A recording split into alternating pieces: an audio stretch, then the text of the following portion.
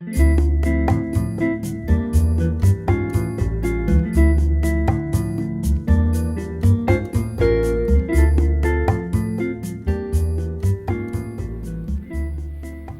sitting here with the candidate for Selectman, Glenn Parker. Nice to meet you. Thank you for coming on the set of LexMedia.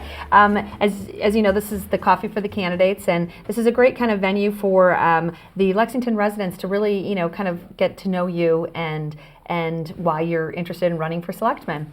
So in looking over your information that you sent ahead of the interview, I'm very impressed with your breadth of knowledge and your involvement in the town. You've been a town meeting member for, I think, 16 years. Not quite 16, but 10. Don't add those extra years. It just seems like 16. Yeah. And also chair of the Appropriations Committee and many other nonprofit involvements. Why don't you talk a little bit about your experience in Lexington and living in Lexington, and really what has kind of encouraged you and interested you to want to run for Board of Selectmen? All right. Well, I came to Lexington in 1994 when my daughter was starting kindergarten, which is, I think, a pretty common way for people to come into the town.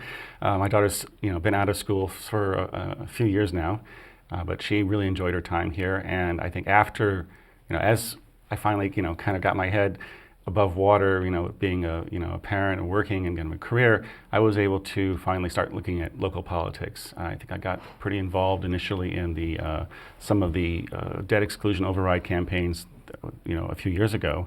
Then I ran for town meeting, and I thought that was fascinating. And then I was asked to join the Appropriation Committee, and then I became the chair. So that was a huge learning experience. I'm not a finance guy. My background's in software. So I've spent several years just really learning how the town finance system works. And why don't you actually expand upon that a little bit? Because there's many people that, there's a lot of people that are really involved in Lexington government, but there are a lot of people that don't really know what the Appropriations Committee does. So why don't you... It's kind of where the rubber meets the road in expenditures, I think. My own personal... Well, the Appropriation Committee is an advisory committee. It's appointed, it's not elected. So you don't even have to be a town meeting member to be on it, and not everybody is. And sometimes they aren't because they change precincts, and they're in between precincts. But it's an advisory committee to town meeting, and town meeting is the legislature of the town, has to approve our budgets, and the town bylaw says they cannot vote on anything financial without the opinion, the recommendation of the Appropriation Committee. Okay. So we spend most of November, December, January, February looking at the budget, reviewing it with the town manager, looking at all the capital projects, looking at 5-year projections, and basically coming up with an opinion that says this is a good, sound budget that's a prudent use of our funds. Okay. And then we present that as a report to town meeting, and then we sometimes we comment a little more about that during town meeting, but I try to let the report speak for itself because we put a lot of energy into that. Okay. And you don't always agree at that level, because I know there's minority reports and others, so there's really a fair discussion. There's definitely a fair discussion. There's we try to get a good cross-section of people on the committee, and of course it's a 9-member committee, which is a large committee to keep functioning and to keep full. And it's a committee that has people from different parts of their different stages of their life. They have children, they're retired, they're lawyers, they're people in finance background, people like me who are more technical. And we have a discussion. We bring in staff from the town staff to explain things to us. We look at our own projections and we hash it out. And then we vote. And most of the time, I think, with any good government, you want to have things going along pretty smoothly, and hopefully no big surprises. So a lot of stuff is going to be unanimous, but then you get to those few points that are contentious. So speaking of maybe contentious or a lot of questions in the community, and with your experience in the Appropriations Committee, what is kind of your insight as to these upcoming significant capital projects that are being talked about in the town of Lexington? Where do you how do you feel about that, and do you have any suggestions of how we can reduce the tax burden on the Lexington taxpayers? Well, so we have at least 4 major projects coming up. We have Hastings, we have the fire station, police station, and we have a pre-K, which people don't maybe know as much about, but that's another significant project. And it's going to cost us money to build those things. I think they're all really critical to the town. I don't think we can afford to say, let's not do a police station. That would be a terrible idea. We have to figure out how to time those, and we have to figure out what we're willing to pay for and how much we're willing to pay for. So we're going to have to talk about debt exclusions. We're going to have to look at how we structure the rest of our budget, because not only do we have the capital budget, we have concerns about the size of the operating budget as our school enrollment grows.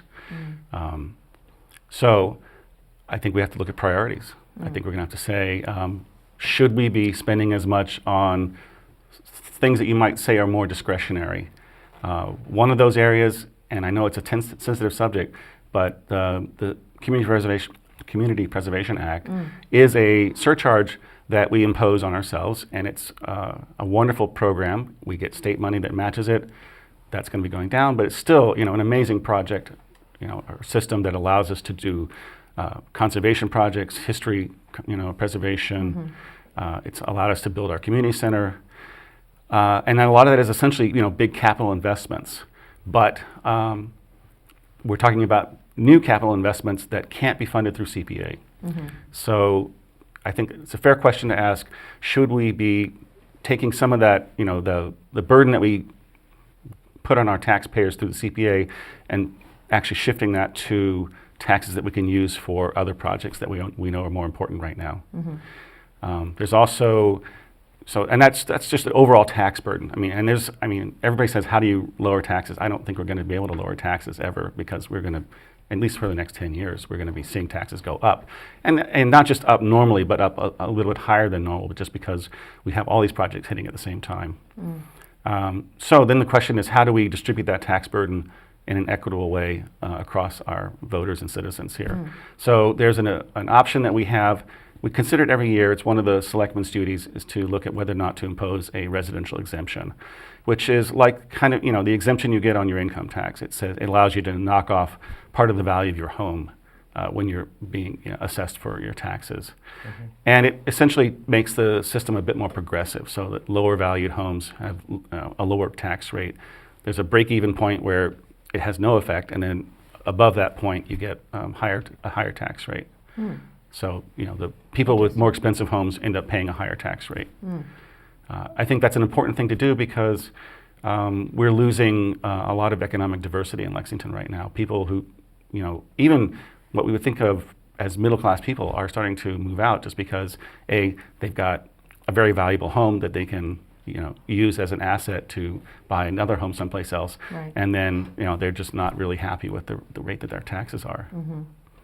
So kind of along that, in talking about the residential taxpayers, but we also have the conversation around the Lexington Center, and how can we continue to make Lexington Center more vibrant and bring businesses into Lexington. What would be your kind of insight around that? Lexington Center is struggling. There's no question, and I'm not sure that we can change that through town policy. There are places in Lexington that are being successful in a business climate, and I would say that we should, encourage business wherever it wants to thrive. I think we should definitely look at Lexington Center as, a place where visitors come and enjoy their time, and we want that to be a welcoming place. We want there to be amenities that visitors want, and of course that people who live in town want to use too. So I'm glad that we still have some great restaurants. We have some retail, but we see retail come and go there a lot, and it's high rents, it's a lack of pedestrian traffic, it's difficulties, getting people to come there and do, more than one thing. What we have is people coming in there because they want to go to their bank or a real estate office or something, and that's a one-shot thing. They drive in, visit that office, and then they leave. And if you want to have a retail business, people talk about Concord a lot. It's not a perfect comparison, but the point is, if you have enough there, then people will make a shopping list, an errand list, and they'll do 3 things. Stay longer. And they'll stay longer, and they'll walk around, and they'll go to the deli, and they'll go to the shopping, whatever. They'll buy cards or whatever. And we're losing that momentum in Lexington Center. How about, there seemed to be an effort to revisit the idea of a new visitor center. Where do you come down on that?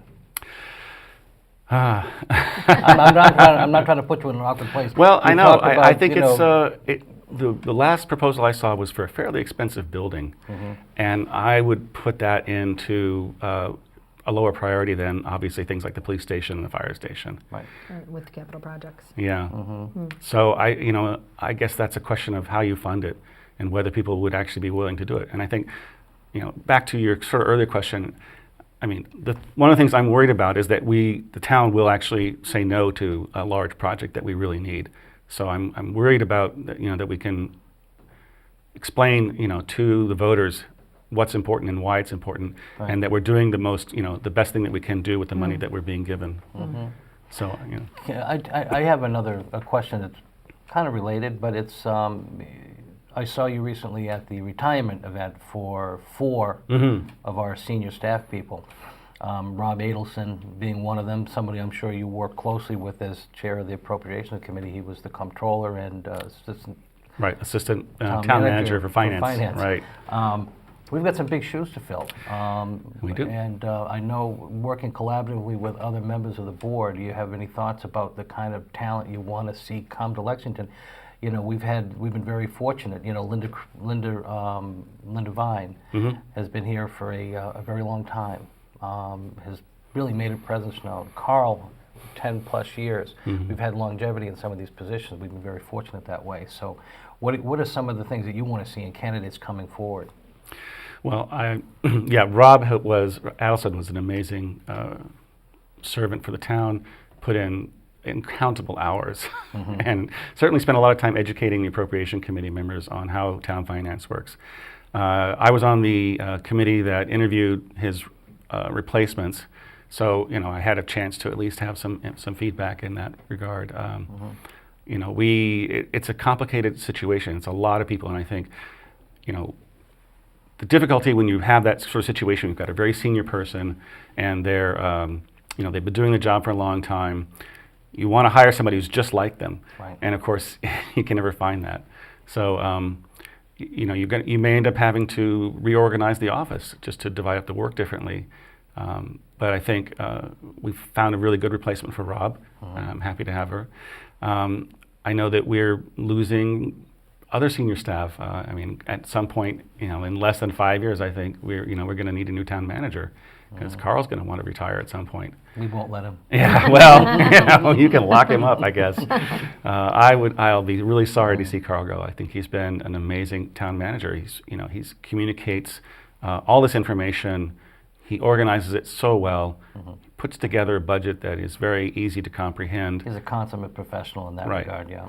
Right. So I don't know how we're going to find a replacement, but obviously time moves on and people have to change. And I think it's also good to have, new blood come in and look at things differently. I know that, new members on the Appropriation Committee are bringing in ideas about how to use technology better. And I think that's really important, is to just keep things moving. We've got about 5 minutes left, just so Okay. So why don't you talk a little bit about, we talked about a little bit about diversity, we touched on it, but about the kind of the economic and the demographic pressures, in the town, and, what are your, how can we really encourage, the health of this town around, changing factors that are happening? Well, there was a time when we got 30% of our revenue from commercial property tax, combination of commercial, industrial, personal property, as they say, CIP. And we're down to about 20%, actually less than 20% now, I think. And it's difficult. I think Lexington is unusual compared to a lot of our neighboring towns, that we have such a high ratio. A lot of places are much more focused on residential, and Lexington struggles. We have a huge amount of real estate development going on. We've been trying to adjust our zoning laws to be a little more business friendly, but it's there's a momentum in the real estate market that's just very hard to overcome. So even though we have growing businesses, the residential is growing even faster. That serves our purposes in some ways because new growth, which is part of our annual increase in revenue, doesn't, it's not bound by the Prop 2.5 limits. At the same time, that's the exact pressure that makes it hard for people coming in with lower incomes to try and find a place in Lexington. So it is a concern. I know the talk about sort of foreclosing on the future of our children to be able to come back to this community and settle with their own kids. It's hard. I've been here. I'm third generation to live in this town, and it's hard to see. I worry about my son who lives in Somerville. But should he decide to come back here? Could he? That's the big concern. I understand it's kind of a crossroads, and I get that. And we're part of a larger environment, which is the Greater Boston area, which has a measurable lack of housing. At every level, there needs to be more affordable housing. The lack of housing is what's actually creating this high pressure on the price of houses in Lexington. Right, but there's a difference. I believe in a difference between affordable housing and affordable home ownership. And, yes. Because one is a little bit more transient. One, you're actually putting roots down, and you're sort of vested in a community, maybe more so than if you were just, taking a spot in a subsidized housing program or something. And I think they're both very important. Don't get me wrong. But I think, the fact that we want to encourage more affordable home ownership, I think is an important thing. But I'm not running for anything, you are. So. Well, there are some forces we're not going to be able to control. I think we have to be able to respond to those, adapt instead of just saying, put our foot down and say, no more, whatever. I think it's a little naive to think that we could make that kind of a difference. So, we're going to have people coming in. We're going to have a great, I hope, continuing a great jobs environment, which is going to be increasing the demand for housing. People are going to come in, bring their children. Some of them are going to leave as soon as their kids leave. We can't really stop that. So we have to say, how do we take advantage of that, if nothing else? Provide the services that we are obligated to. Right. When you have excellent schools, it cuts both ways. People want to come for the schools, and then they want to go when they no longer have use for the schools. So. Right. Well, I think we have just a few minutes left, and obviously this conversation is not long enough as we would all like. But for people that want to learn more information about you, Glenn, and your, just your background and your kind of insight and what you will bring to being on the Board of Selectmen, where can they go to find out more information? I have a website. It's Parker4Lexington.org. There's a Facebook page as well. Okay. And I'll be, appearing at all of these other candidate events. Okay. And I'm sure you're having coffees. And things like that. Okay. Right. Okay. And then we've asked everybody, it's kind of a tongue-in-cheek question, but the elevator pitch. Why should we vote for Glenn Parker? I have the experience and the expertise in town finance to help guide Lexington through a tough few years in the future.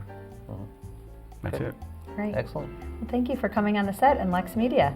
Very glad to be here. Enjoyed meeting you and learning more Glenn, about. It's always good to see you. Good to see you, Jim. About you. So thank you very much. All right.